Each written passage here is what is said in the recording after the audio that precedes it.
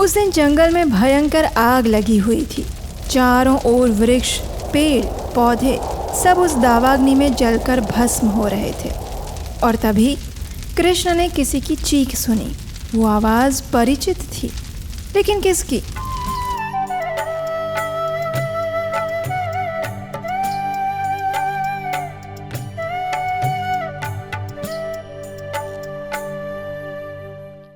मैं पृथ्वी हूँ।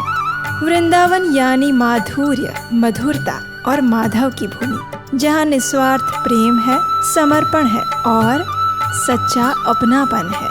आज भी मैंने अपने उस दिव्य कालखंड को अपने आंचल में संजो कर रखा है। देखना चाहते थे वो कैसा था?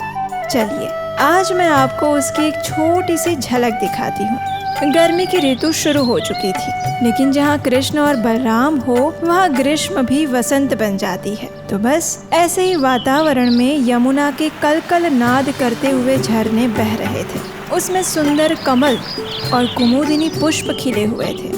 मंद शीतल वायु अपने साथ जल की बूंदों की शीतलता और कुमुदिनी पुष्पों की सुगंध, इन दोनों को लेकर चल रही थी। चारों ओर सुंदर हरी घास उगी हुई थी। पंछी की किलकारियों से संपूर्ण मधुवन गूंज उठा था। और ऐसे समय में कृष्ण और बलराम ने अपने मित्रों के साथ वृंदावन के वनों में प्रवेश किया। नाचते, गाते और बांसुरी बजाते हुए वे सब आ रहे थे। थोड़ा आगे जाकर सुबल ने कहा, अरे कन्हैया, ये देखो, मोर ऐसे नृत्य करते हैं, तुम कर सकते हो ऐसा नृत्य? ये सुनकर कृष्ण भी सुबल की तरह मोर जैसा नृत्य करने लगे। इतने में पीछे से सभी बच्चे बोलने लगे, वाह कान्हा वाह, बहुत अच्छे, बहुत अच्छे, कृष्ण जैसा नृत्यकार कोई नहीं हो सकता। और तभी बलराम ने कहा, अरे बस बस, बहुत हो गया तुम सबका नृत्य।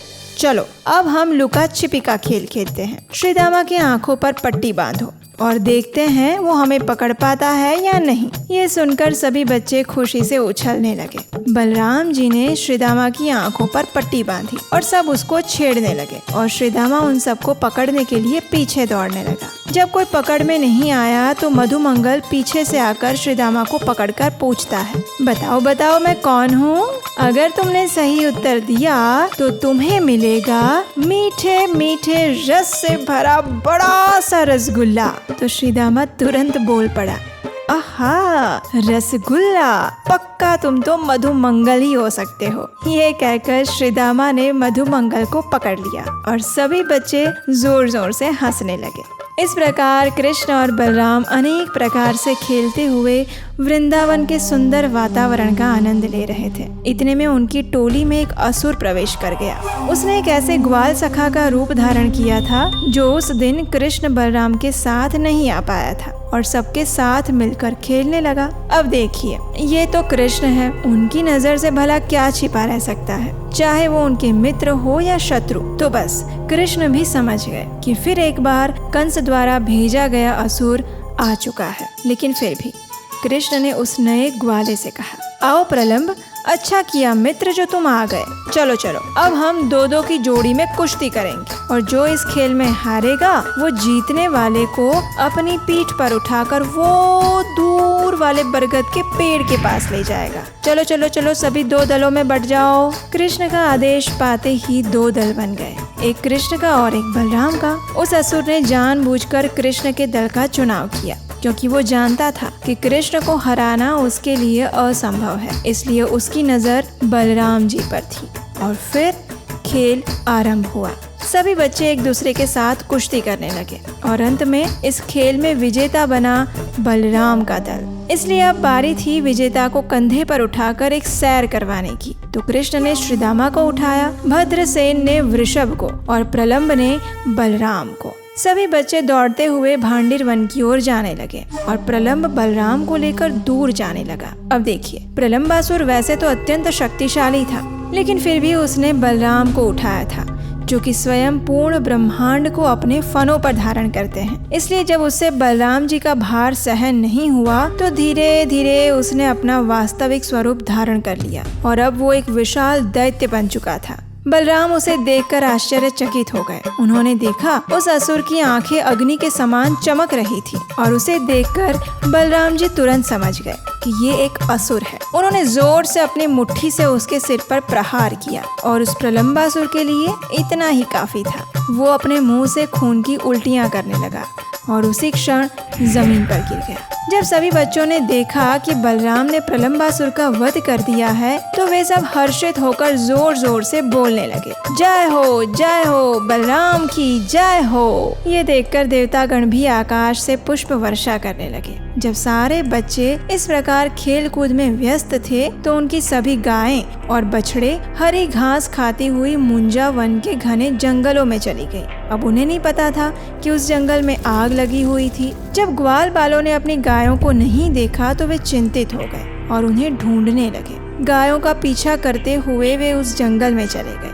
जैसे ही गायों ने देखा कि आगे आग लगी हुई है तो वे जोर जोर से कृष्ण को पुकारती हुई रंभाने लगी। कृष्ण भी एक एक गाय का नाम लेकर उन्हें बुलाने लगे और इतने में तेज गति से बहती वायु ने उस संपूर्ण जंगल को आग की लपटों में समेट लिया। ये देखकर भयभीत सभी सखा कृष्ण बलराम के पास आए और प्रार्थना करने लगे, कृष्ण कृष्ण महावीर हे रामा मोघ विक्रम दावाग्निना दह्यमाना प्रपन्नां स्त्रातुमर्हतः नूनं त्वद्बान्धवः कृष्ण न चार्हन्ति अवसादितुं वयं हि सर्वधर्मज्ञा त्वन्नाथास्त्वतत्परायणः।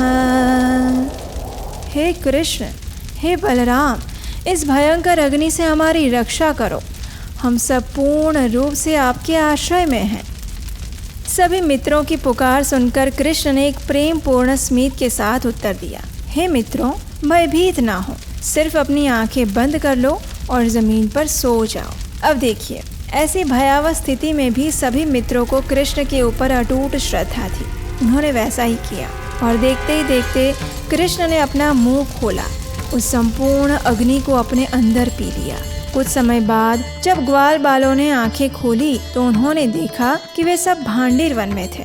उनकी गायें उनके पास थी और वातावरण फिर से सुंदर और मनोहर हो चुका था। ये सब होते होते संध्या होने वाली थी, इसलिए सभी ग्वाल बाल बांसुरी बजाते और कृष्ण का गुणगान गाते हुए अपने अपने घर लौट आए। प्रलंबासुर का वध करके बलराम जी हमारे अंदर छिपे स्वार्थी स्वभाव से परिचित करवाते हैं। स्वार्थ, पूर्ण निजी इच्छाएं और मान सम्मान प्राप्त करने की लालसा, ये हमारे भक्ति पथ में सबसे बड़े अवरोधक हैं और ऐसी मनोदशा का वध केवल गुरु ही कर सकते हैं और बलराम जी तो आदि गुरु हैं। इसीलिए प्रलंबासुर का वध बलराम जी द्वारा किया गया। जंगल में लगी हुई आग समाज में फैले हुए अधर्म का प्रतीक है। इसीलिए जब जब समाज में अधर्म का अंधेरा छाता है तब तब भगवान श्री कृष्ण इस धरती पर आते हैं और अधर्म रूपी दावानल का पान कर लेते हैं। तो चलिए अपनी चेतना को कृष्णमय बनाते हैं और समर्पित करते हैं उसे उस वृंदावन चंद्र के चरण कमलों में। हरे कृष्ण।